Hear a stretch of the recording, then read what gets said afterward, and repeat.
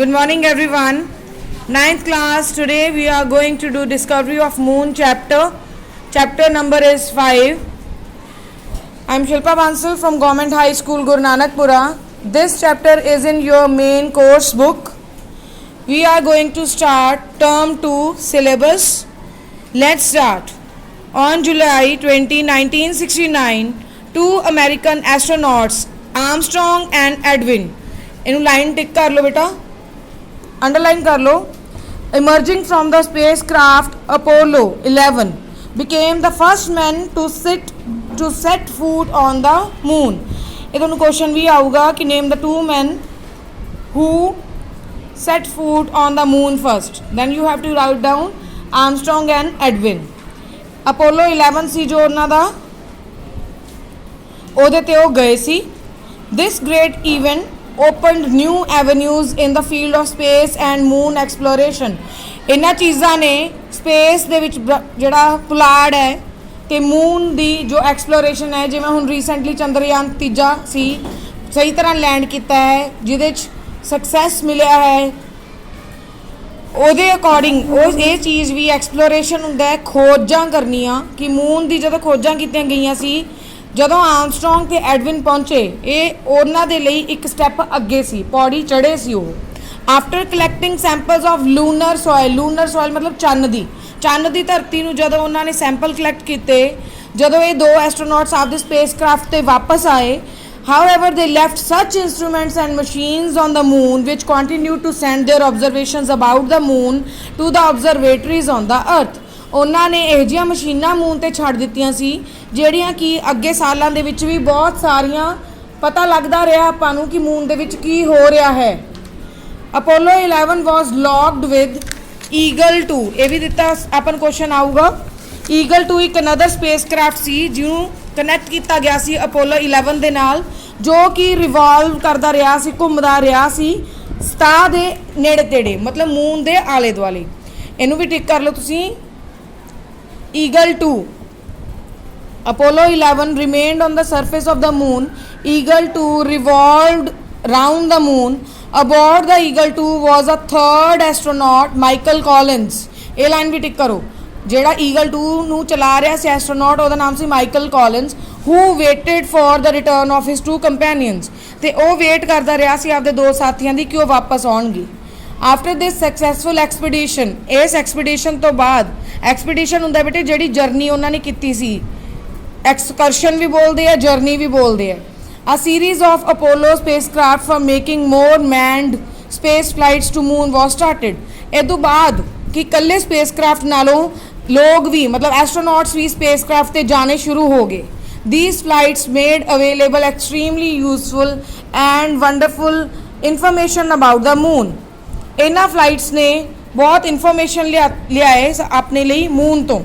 This new information removed all the kinds of misconceptions, ਹੁੰਦਾ ਭਰਮ, ਭੁਲੇਖੇ, ਜੋ ਸਾਨੂੰ ਭੁਲੇਖੇ ਸੀ ਮੂਨ ਬਾਰੇ, ਉਹ ਸਾਰੇ ਖਤਮ ਹੋ ਗਏ ਜਦੋਂ ਇਹ ਖੋਜਾਂ ਕੀਤੀਆਂ ਗਈਆਂ, ਜਦੋਂ ਇਹ ਸਾਰਾ ਕੁਝ ਪਤਾ ਲੱਗਿਆ, ਨਵੀਂ ਇਨਫੋਰਮੇਸ਼ਨ ਆਈ. Discovery of moon formed an important part of space program.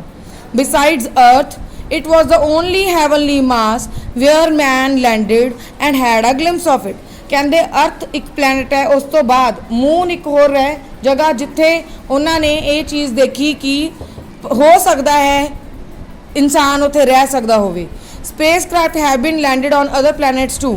spacecraft ਹੋਰ ਵੀ planets ਤੇ ਗਏ ਹੈ, but man has yet to set his foot on any of these heavenly bodies. ਪਰ ਇਨਸਾਨ ਸਿਰਫ ਮੂਨ ਤੇ ਹੀ ਗਿਆ ਅਰਥ ਤੋਂ ਬਾਅਦ. ਲਾਈਨ ਅਗਲੀ ਟਿਕ ਕਰਿਓ ਕਿ USSR and USA had worked out program for the exploration of moon. ਇਹ ਦੋ ਦੇਸ਼ ਹੈ ਜਿਨ੍ਹਾਂ ਨੇ ਪ੍ਰੋਗਰਾਮਸ ਬਣਾਏ ਸੀ ਮੂਨ ਤੇ ਐਕਸਪਲੋਰੇਸ਼ਨ ਕਰਨ ਦੇ ਲਈ.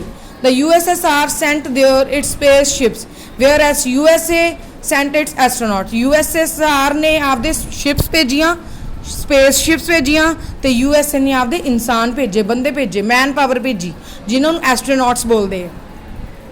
The exploration of the planets is still going on, but there is no more any program for further exploration of the moon.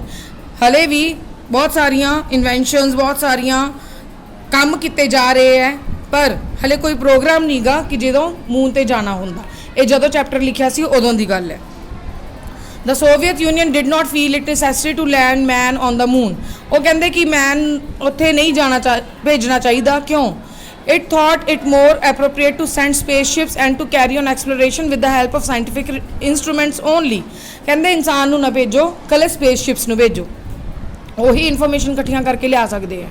Soviet scientists ਨੇ ਕੀ ਕੀਤਾ? They sent a spacecraft called Luna 16। Luna 16 ਭੇਜਿਆ ਗਿਆ September 1970 ਦੇ ਵਿੱਚ, ਜਿਹਦੇ ਵਿੱਚ ਇੱਕ robot C that was placed on the surface of the moon, ਜਿਹਨੂੰ ਮੂਨ ਦੀ ਸਤਹ ਤੇ ਛੱਡ ਦਿੱਤਾ ਗਿਆ।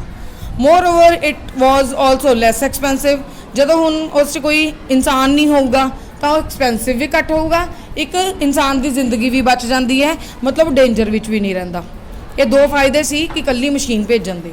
Researchers on moon for over 3 decades, decades ਹੁੰਦੇ 10 ਸਾਲ, 3 decade ਮਤਲਬ 30 ਸਾਲ, have shattered many disbeliefs।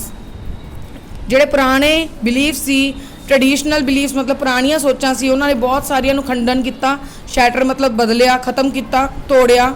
ਉਹਨਾਂ ਨੇ ਇਹ ਗੱਲ ਕਹੀ ਕਿ ਮੂਨ ਇੱਕ ਸਿੰਪਲ ਜੀ ਡੈਸੋਲੇਟ ਵੀਰਾਨ ਜਗ੍ਹਾ ਹੈ ਜਿੱਥੇ ਕੋਈ ਪਾਣੀ ਨਹੀਂ, ਕੋਈ ਹਵਾ ਨਹੀਂ।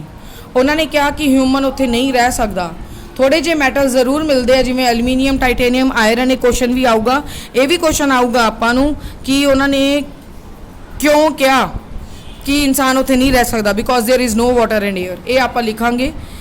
ਫਿਰ ਉਸ ਤੋਂ ਬਾਅਦ ਜਦੋਂ ਉਹਨਾਂ ਨੇ ਕਿਹਾ ਕਿ ਮੈਟਲਸ ਐਲੂਮੀਨੀਅਮ, ਟਾਈਟੇਨੀਅਮ ਤੇ ਆਇਰਨ ਪਾਏ ਜਾਂਦੇ ਆ ਮੂਨ ਤੇ, ਬਟ ਕਹਿੰਦੇ ਕਿ ਮੈਨ ਨੂੰ ਕੋਈ ਇੰਨੀ ਲਾਲਸਾ ਨਹੀਂ ਕਿ ਉਹਨਾਂ ਮੈਟਲਸ ਦੇ ਕਰਕੇ ਉਹ ਮੂਨ ਤੇ ਜਾਵੇ। However, some scientists still feel that moon can be made habitable for men by separating oxygen from elements which contain oxygen। ਇਹ ਲਾਈਨ ਵੀ ਟਿਕ ਕਰੋ। ਕਹਿੰਦੇ ਇਹਨੂੰ ਕਿਵੇਂ ਬਣਾਇਆ ਜਾ ਸਕਦਾ ਹੈ ਇਨਸਾਨ ਦੇ ਰਹਿਣ ਲਈ, ਜੇ ਆਪਾਂ ਆਕਸੀਜਨ ਨੂੰ ਸੈਪਰੇਟ ਕਰ ਦਈਏ ਉਹਨਾਂ ਐਲੀਮੈਂਟਸ ਤੋਂ ਜਿਹਦੇ ਵਿੱਚ ਆਕਸੀਜਨ ਹੈਗੀ ਹੈ। Today we know all the important facts about the moon। It is Earth's only natural satellite, underline it। Compared to the satellites of other planets, it is very large in relation to its parent planet। It is quarter of the Earth's diameter, measuring 3476 kilometer।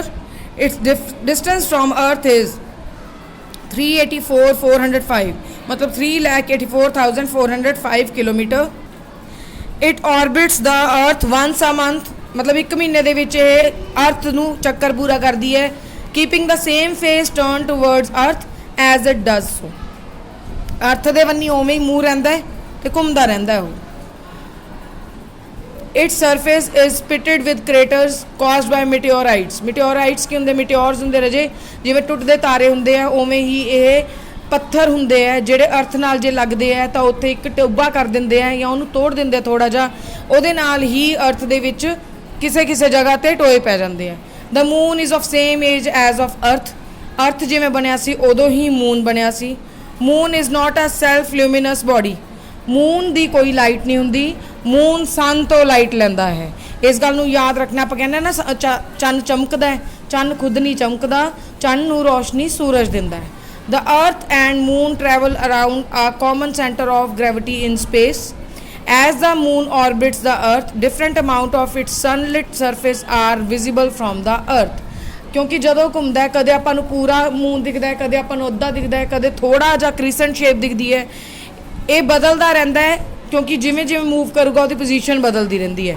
ਸੂਰਜ ਦੀ ਕਿਰਨਾਂ ਜਾਂ ਰੋਸ਼ਨੀ ਸਾਰੀਆਂ same ਨਹੀਂ ਪੈਂਦੀਆਂ ਹਮੇਸ਼ਾ, ਕਦੇ ਘੱਟ, ਕਦੇ ਜਦੋਂ ਪੂਰੀ ਪਊਗੀ ਉਦੋਂ ਪੂਰਾ ਚੰਨ ਦਿਖੂਗਾ, ਜਮਾ ਵੀ ਨਹੀਂ ਪੈਂਦਾ ਜਦੋਂ ਬਿਲਕੁਲ ਉਲਟਾ ਹੋ ਜਾਂਦਾ ਉਦੋਂ ਆਪਾਂ ਨੂੰ ਮੂਨ ਨਹੀਂ ਦਿਖਦਾ, ਜਿਹਨੂੰ ਆਪਾਂ ਮੱਸਿਆ ਦੀ ਰਾਤ ਵੀ ਕਹਿੰਦੇ ਹਾਂ। ਅੱਗੇ ਹੈ ਕਿ this produces the cycle known as phases of moon.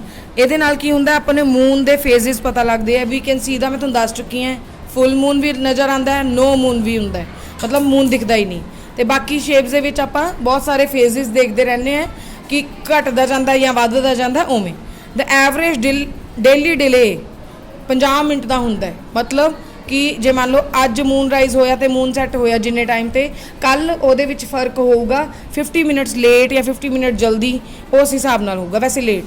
The moon is lacking water and it has no atmosphere। moon ਕੋਲ ਨਾ ਪਾਣੀ ਹੈ ਨਾ ਕੋਈ atmosphere। very light rain of cosmic dust continually falls there। dust ਡਿੱਗਦੀ ਹੈ ਉਹਦੇ ਤੇ। in the glare of the sun, lunar rocks reach a temperature of 110 degrees Celsius, more than the boiling point of water। but In shadows, the temperature goes down to less than minus 100 degrees Celsius. In spite of the knowledge of these dull facts about the moon, poets and lovers continue to sing of the beauties of heavenly body and compare the faces of their beloveds to this lovely satellite. ਇੰਨੀਆਂ ਸੱਚਾਈਆਂ ਡਲ facts ਤੋਂ ਪਤਾ ਲੱਗਦਾ ਹੈ ਕਿ ਕੋਈ ਇੰਨਾ ਸੋਹਣਾ ਨਹੀਂ, ਫੇਰ ਵੀ ਆਪਾਂ ਕਹਿੰਦੇ ਆਪਦੇ ਬਿਲਵਰਡਸ ਨੂੰ, ਆਪਦੇ ਗਾਣਿਆਂ 'ਚ ਕਿਹਾ ਹੁੰਦਾ ਤੂੰ ਚੰਨ ਵਰਗੀ ਸੋਹਣੀ, ਤੂੰ ਸੋਹਣਾ, ਮਤਲਬ ਕੰਪੇਅਰ ਕੀਤਾ ਜਾਂਦਾ ਹੈ ਤੇ ਉਂਝ ਕੰਪੈਰੀਜ਼ਨ ਹੁੰਦਾ ਹੈ, but actually moon is not that beautiful, ਇੰਨਾ ਨਹੀਂ ਸੋਹਣਾ, ਕਿਉਂਕਿ ਆਪਾਂ ਨੂੰ ਇਹਨਾਂ ਫੈਕਟਸ ਤੋਂ ਪਤਾ ਲੱਗਦਾ ਹੈ. So this is your chapter discovery of moon. In the next video I will upload the question answers and related glossary and other activities of this chapter. Thank you all of you.